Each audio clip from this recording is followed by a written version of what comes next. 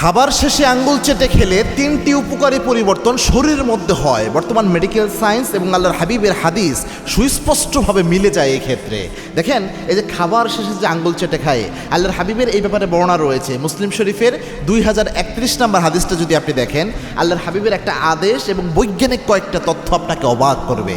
আল্লাহর হাবিব সাল্লাল্লাহু আলাইহি ওয়াসাল্লাম 1450 বছর আগে বলেছেন, তোমরা যখন কেউ খাবার খাও, খাবার খাওয়া শেষে তোমরা হাত ধুয়ে বা মুছে ফেলো না যতক্ষণ পর্যন্ত না তোমরা তোমাদের আঙ্গুলগুলো চেটে খাও। যতক্ষণ আঙ্গুল চেটে না খাবা, হাত ধুয়ে ফেলো না অথবা মুছে ফেলো না। আল্লাহর হাবিবের স্পষ্ট দিক নির্দেশনা এটা। বর্তমান মেডিকেল সায়েন্স বলছে, যখন কোনো ব্যক্তি খাবার খাওয়া শেষে আঙ্গুল চেটে খায়, 1 নাম্বার তার শরীরে ভালো ব্যাকটেরিয়া অনেক বেশি প্রবেশ করে এবং এটার মধ্যে আপনার এই আঙ্গুলের মধ্যে আপনার এমন কিছু উপাদান রয়েছে, এমন কিছু নার্ভ রয়েছে, এমন কিছু সেল রয়েছে যেগুলো আপনার শরীরকে অতি সংবেদনশীলতা থেকে একটা শক্তি দেয় এটার বিরুদ্ধে। অর্থাৎ অ্যালার্জির যে প্রবলেমগুলো হয় মানুষের শরীরে, এটার বিরুদ্ধে শরীরে এক ধরনের শক্তি বা এনার্জি তৈরি করার জন্য এক ধরনের ব্যাকটেরিয়া তৈরি হয়ে যায়, যেটা আপনার অ্যালার্জি কমাতে সহযোগিতা করে।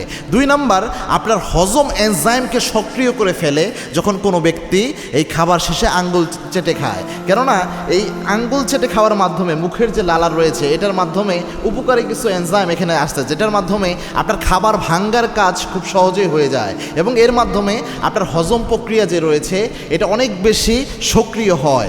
আর 3 নম্বরে হচ্ছে আপনার খাবারের যে ওয়েস্ট রয়েছে এটা অনেক কমে যায়, মানে হচ্ছে অল্প খেয়েই আপনি তৃপ্তি পাবেন, যার কারণে যে আমাদের বেশি খাওয়ার কারণে তো মেদ বাড়ে, শরীরে অতিরিক্ত চর্বি জমা হয়। আর আঙ্গুল চেটে খেলে, অল্প খাবার খেলেও আঙ্গুল যখন চাটবেন আপনি, একটা কমপ্লিটনেস সিগন্যাল আপনার ব্রেনের মধ্যে অটোমেটিক চলে যায়, এই আঙ্গুল থেকে ব্রেনের মধ্যে চলে যায়, যার কারণে অল্প খাবার খেলেও আপনি তৃপ্তি পাবেন এবং এই খাবারটা সহজে হজম হবে।